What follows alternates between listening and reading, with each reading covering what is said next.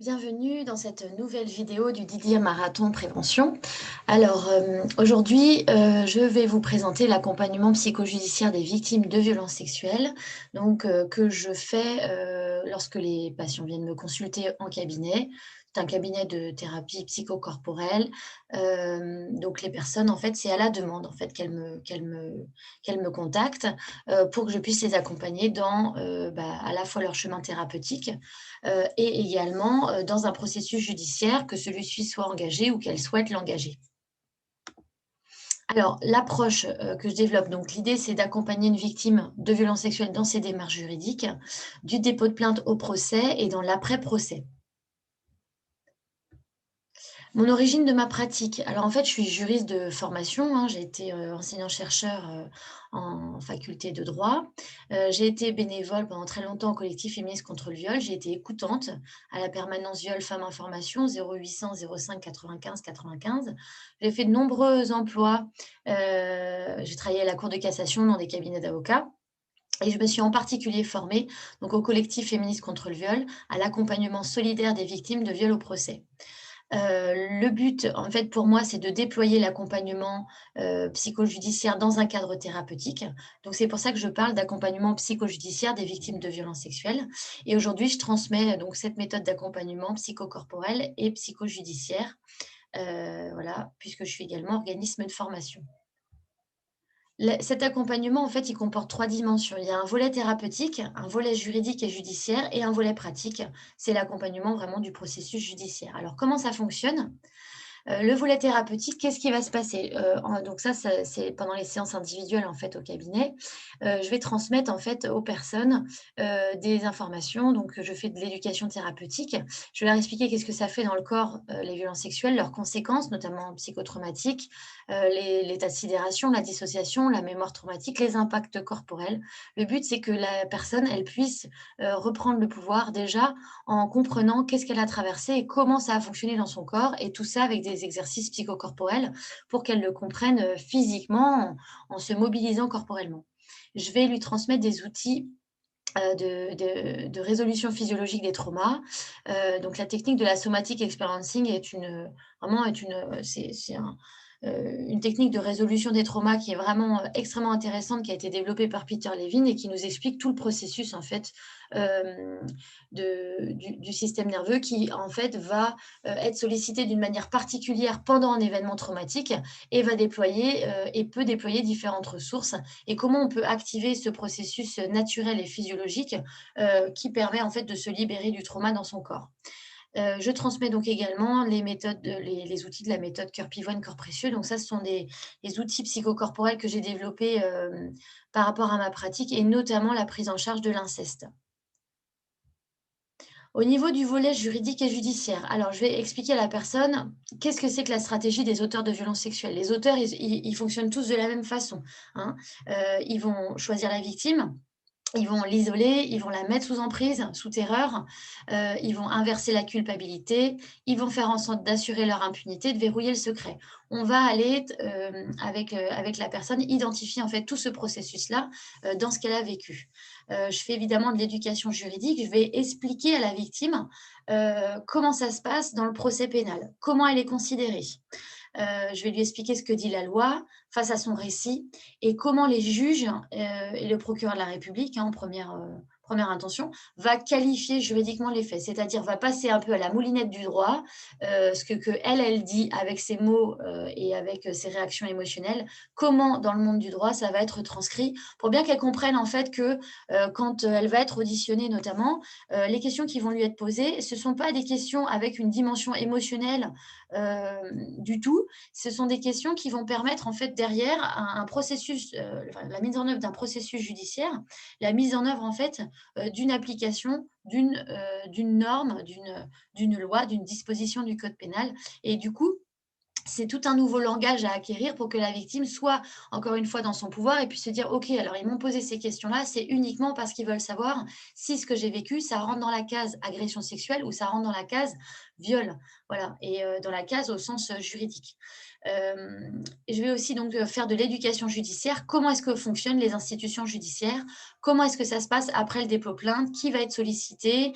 Le juge d'instruction, quand est-ce qu'il intervient? Un tribunal correctionnel, comment ça fonctionne? Dans ce volet pratique, l'accompagnement donc du processus judiciaire, qu'est-ce que c'est exactement? Donc je vais préparer la personne au dépôt de plainte. Je vais lui expliquer qu'il y a plusieurs façons de déposer sa plainte et je vais l'aider à faire émerger le récit complet des violences qu'elle a subies. En première intention, on incite toujours les personnes à faire un dépôt de plainte simple, mais on peut le faire de différentes façons. Soit on peut aller devant, un devant enfin, auprès d'un commissariat ou d'un gendarme, soit on peut écrire une lettre au procureur de la République. Et si on n'est pas encore prêt, on peut simplement dire, ben voilà, je vous écris, je vous signale les faits que j'ai vécus, et on ne mentionne absolument pas qu'on veut déposer plainte. Et au vu du contenu, le procureur pourra aussi décider de poursuivre ou pas. Donc il y a plein de façons en fait d'aller transmettre le récit des violences qu'on a subies. Et donc c'est ça qu'on aborde ensemble. Ensuite, je vais préparer la personne à être auditionnée. Comment ça va se passer? Par qui elle va être auditionnée? Les questions qu'on va lui poser. Et je vais m'assurer en fait qu'elle est bien en sécurité, qu'elle va être accompagnée, qu'elle va pas être toute seule dans cette étape-là. C'est important en fait, de bien identifier, la situation de mise en sécurité de la victime parce que beaucoup de victimes se remettent en danger. Je vais également la préparer aux examens gynéco et médicaux. Elle va peut-être être convoquée aux unités médico-judiciaires. Je vais lui expliquer comment ça fonctionne. Et je vais aussi la préparer à une confrontation, hein. La plupart du temps, dans le processus judiciaire, il arrive un moment où, les policiers ou les gendarmes, ils estiment que là, vu les éléments de fait, vu ce qui a été rapporté, vu l'audition, la première audition de la victime, l'audition de d'autres personnes, le mieux, c'est de faire une confrontation. Donc là aussi, je prépare, j'explique comment ça va fonctionner et surtout, on va travailler le but de l'acceptation de la démarche. Quelle est l'intention de la victime quand elle va être confrontée, à l'auteur? Pourquoi elle le fait pour elle, à l'intérieur d'elle-même? Quel sens ça a? Et ça, c'est vraiment important d'aller le travailler parce que sinon, en fait, la victime, elle se présente, bon, bah, voilà, elle répond simplement à une demande qu'on lui a faite, c'est-à-dire qu'à un moment donné, on lui a dit: «Bah, voilà, on l'a contacté par téléphone, on lui a dit, vous êtes convoqué, vous devez venir, vous devez parler face à l'auteur».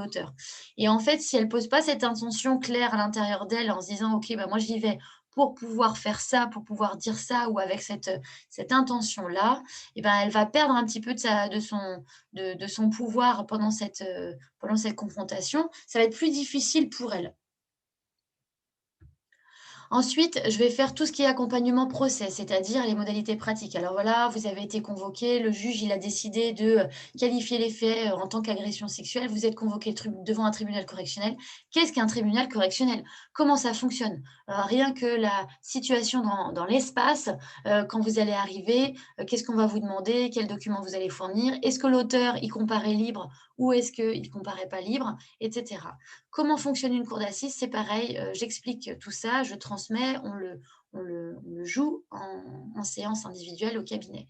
On pose aussi, là encore, l'intention, c'est-à-dire pourquoi je vais accepter d'aller dans un tribunal correctionnel? Pourquoi je vais accepter d'aller à la cour d'assises? Et quelle va être mon intention avec ça? Alors bien sûr, à ce stade-là, il peut y avoir des échanges avec l'avocat, s'il y en a un, ou pas de la victime, et puis ça va compléter l'accompagnement. Ensuite, je vais accompagner physiquement la personne. Alors ça m'est déjà arrivé d'accompagner, une victime déposer plainte parce que, bah, elle était particulièrement isolée, particulièrement seule et qu'elle avait vraiment besoin de soutien.